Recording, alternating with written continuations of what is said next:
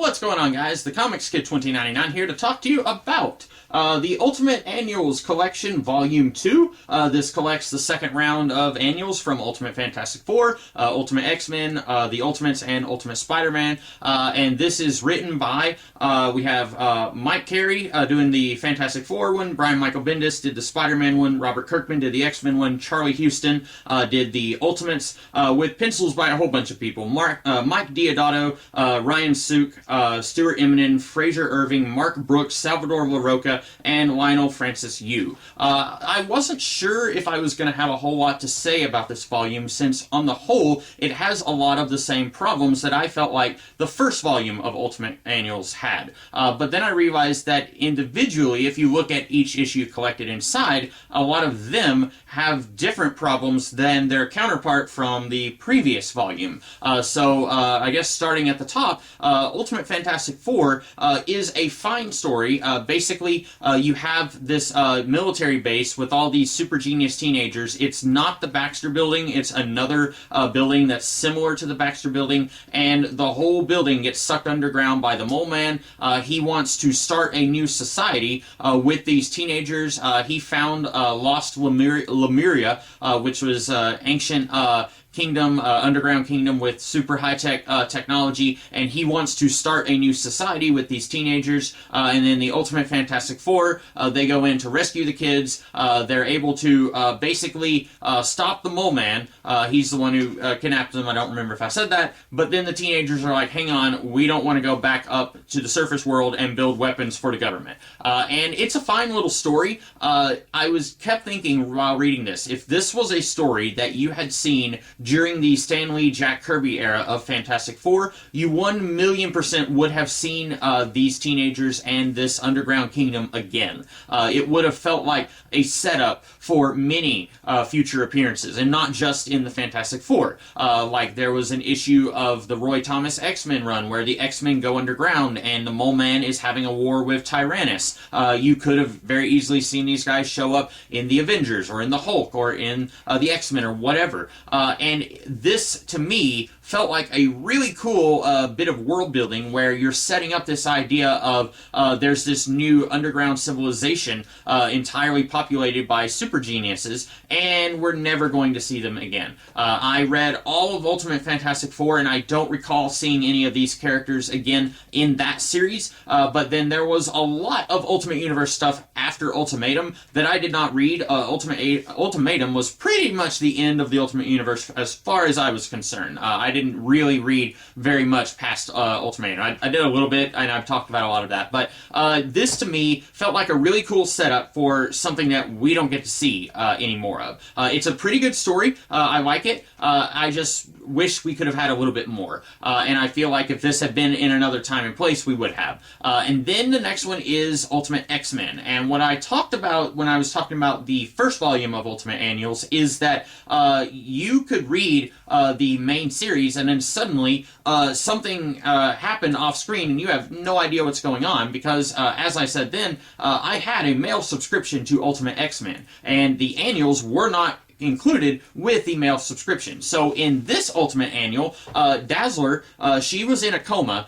Something had happened with Polaris, and Dazzler got knocked into a coma, and then she wakes up, and Nightcrawler, he has this really creepy obsession with Dazzler, and he tells her, quick, I have to get you out of this hospital. The X-Men have been attacked. I don't know who's alive and who's dead, and he takes her to a cave, and it turns out the X-Men are fine. Nightcrawler just wants to spend a little bit of time with Dazzler, and then the X-Men are told, hey, Dazzler's been kidnapped, and then they pretty quickly find out that Nightcrawler is the one who did it because Wolverine can smell her all over Nightcrawler, and then Nightcrawler fights them a little bit, and then Dazzler, she's like, look, you're weird and creepy, you kidnapped me, how did you think this was going to go? And then Professor X says, look, we're not going to put Nightcrawler in prison, he needs our help, he's mentally unstable, because in the Ultimate Universe, Nightcrawler was a victim of the Weapon X program, just like Wolverine, although really all of the X-Men were victims of the Weapon X program, and you don't see any of them kidnapping people, but that's neither here nor there.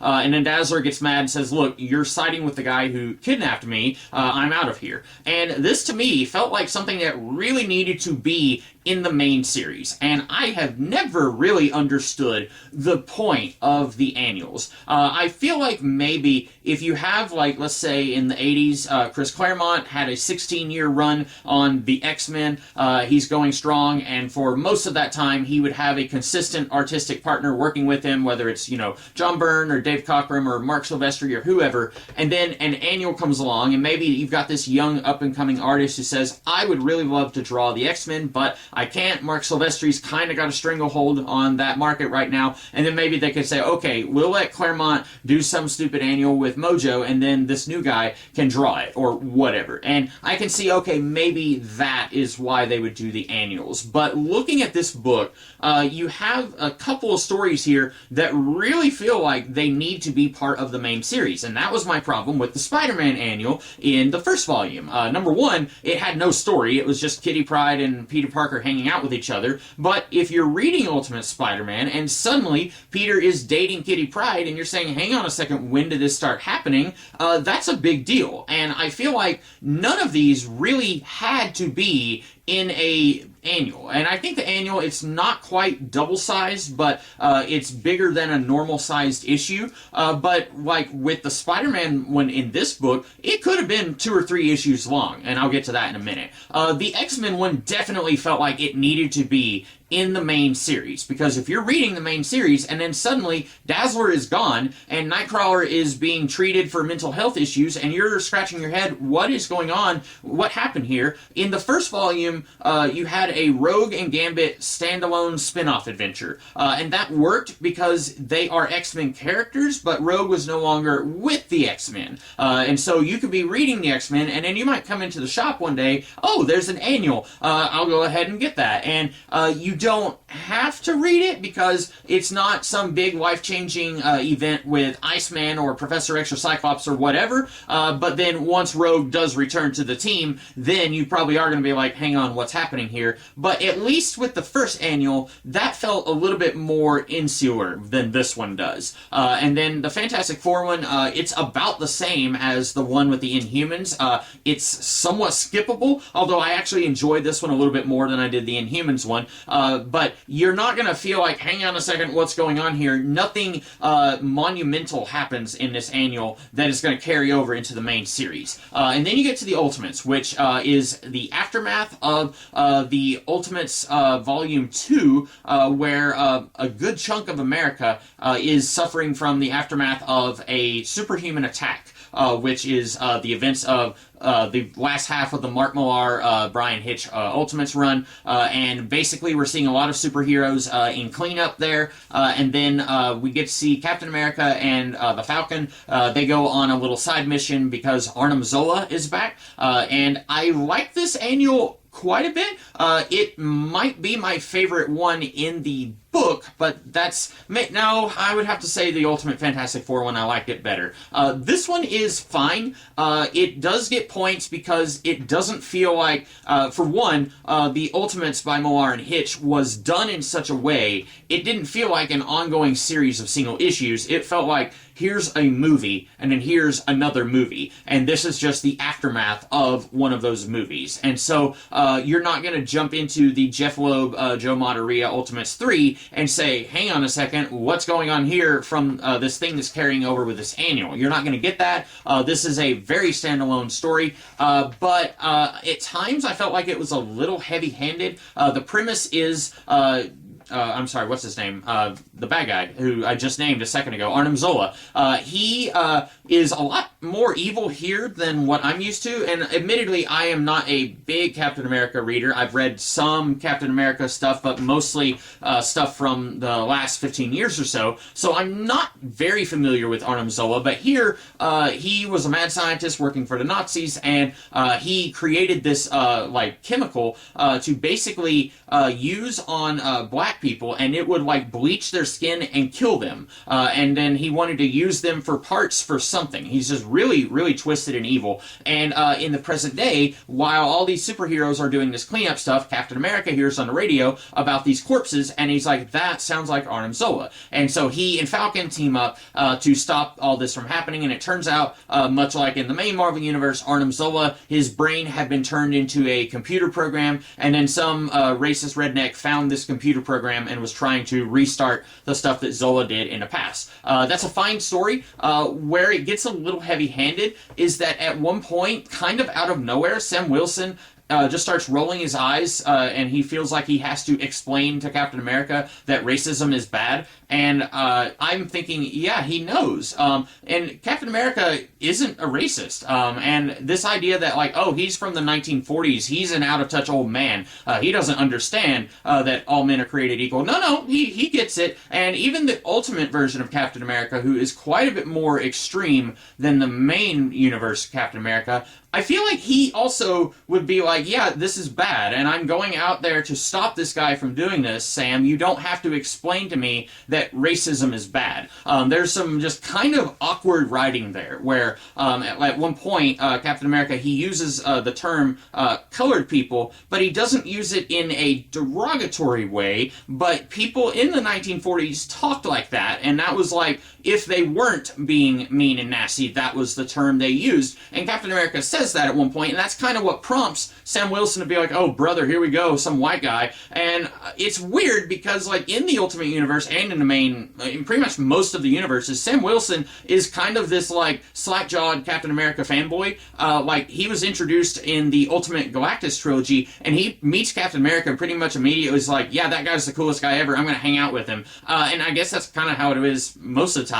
Not so much, I think, in the main Marvel Universe, at least when they first met, but so it feels weird that this Sam Wilson is now, like, getting really confrontational with Steve, which that wasn't their dynamic when he was introduced in the Galactus trilogy, and it just feels like Charlie Houston wanted to get on a soapbox, and at least in universe, I wanted to say, Sam, you're preaching to the choir, and you hope, out of universe also, you hope that people reading this don't need to be told racism is bad. You hope that we all already know that, but it just felt kind of weird and preachy in a way that I feel like it didn't need to be. Maybe that's just me, maybe everyone else was fine with it, but also, Charlie Houston, I should say, out of all the writers here, he was the one that I felt like was the most unknown to me. I Googled him right before I started filming this, and apparently he's more known as a novelist, but he did do some writing on Moon Knight around the same time that these annuals came out, and I have never read that Moon Knight run, so I don't know how it compares to this. But he was looking at the list of authors. He was the one I was the least familiar with. And then we get to the Spider-Man one, and this suffers from the exact opposite problem that the Spider-Man annual in the first volume had. In that one, there was absolutely no story. It's just Peter Parker and Kitty Pryde hanging out for an issue. There was no story, no conflict, nothing. This one, I will never, ever say this about a Brian Michael Bendis book ever again. This needed to be stretched out a little bit more. There was so much going on in this Ultimate Spider-Man annual, and much like the X-Men one, if you're only reading the main numbered issues, like if you were like me and you had a mail-in subscription of the series and you're not getting the annuals, eventually you're going to be like, whoa, what's happening here? So let me see if I can explain this annual. So you've got the Punisher, Kingpin, Spider-Man, Daredevil, Moon Knight, this guy called the Kangaroo, and Captain Jean DeWolf of the police department. I think I named everyone. There's a whole lot of different factions in this issue, and it's kind of sort of like a Pulp Fiction or Reservoir Dogs non-linear story where you will see what's going on with Spider-Man, and then you'll go back and you'll see what's going on with Frank Castle that led him to this point that we've already seen. And then you'll see, let's go back a day or two and see what was going on with Matt Murdock that leads him up to this point we've already seen. It's kind of like that, and I will admit I've never seen Bendis do anything quite like that, and it works pretty well. But this was something that even with the length of an annual, I felt like this needed to be a 3-issue story at least. Now, if it was in the main Spider-Man title, he would have made it 6 issues long, and then I would have felt like it was way too drawn out. But this, I just felt like there was so much going on in this annual, and it needed a little bit of room to breathe. But basically, you find out here that Captain Jean DeWolff, she was introduced at some point before this in the Ultimate Spider-Man series, at least this version was, and then you find out here that she's actually corrupt, that she is in bed, literally and figuratively, with the Kingpin. And I thought that was a nice twist. As far as I know, Jean DeWolff was a good guy in the main Marvel Universe, not a corrupt cop. She was both a Spider-Man character and a Daredevil character, but I don't think that she was a dirty cop in the main Marvel Universe. So when I find out here that she is tipping off the Kingpin about stuff, I thought that was a nice reinvention of the character for a new universe. But basically, the Kingpin sees the Kangaroo as a rival to his turf, and he wants him taken care of. And so Jean DeWolff, she talks to Spider-Man and says, hey, do you think maybe you could do something about this? I'm a police officer. I have to abide by the law. The Kangaroo hasn't actually broken any laws yet, but if we wait, he's going to kill somebody, and I don't want someone dead. So Spider-Man goes to punch the Kangaroo, and the Kangaroo's lawyer had gone to Matt Murdock and said, hey, we heard that you really hate the Kingpin, and you talk smack about him, and we also don't really like the Kingpin, so maybe you could represent my client. And Matt says, sure, I'll do that, but really, he just wants the address of the Kangaroo so that he can go and beat up on him. Meanwhile, in prison, you have Frank Castle. Some guy goes up and gloats to Frank Castle and says, look, you killed a whole bunch of people out there, and now the criminal underworld is wide open for the taking, and I'm about to get out today, and the Kangaroo just wanted to thank you. And so Frank Castle somehow escapes from prison. I have no idea how. And then he's going to go and kill the Kangaroo because this guy did and then Moon Knight. I have no idea what's going on with Moon Knight. He was apparently introduced in an earlier issue of Ultimate Spider-Man. He's got multiple personalities. And then he was in a hospital, came out of a coma, like right when all this is going on, very conveniently. And then he somehow escapes from the hospital. Got a couple of real Harry Houdinis here who are able, I mean, the Punisher had like really thick, like metal manacles. I have no idea how he's able to get out of that. But then all of these people converge all at the same time, and then the Punisher ends up killing Captain DeWolff because she's a dirty cop, and then everyone kind of goes their separate ways, and Spider-Man talks to Daredevil. Daredevil's like, yeah, she was dirty, he was right about that, he shouldn't have killed her, but what can you do? And like I said, very, very busy for the amount of pages that you get here. I feel like this should have just given a little bit more room to breathe. And so, like I said, a lot of the same problems that I had with Volume 1, but the issues inside kind of had different problems than the ones from the first volume, if that makes sense. So that's about all that I had to say about Ultimate Annuals Volume 2. I hope you guys liked this video, and if you did, I will see you guys in the future with something else. In the meantime, have a great rest of the day. Catch you later.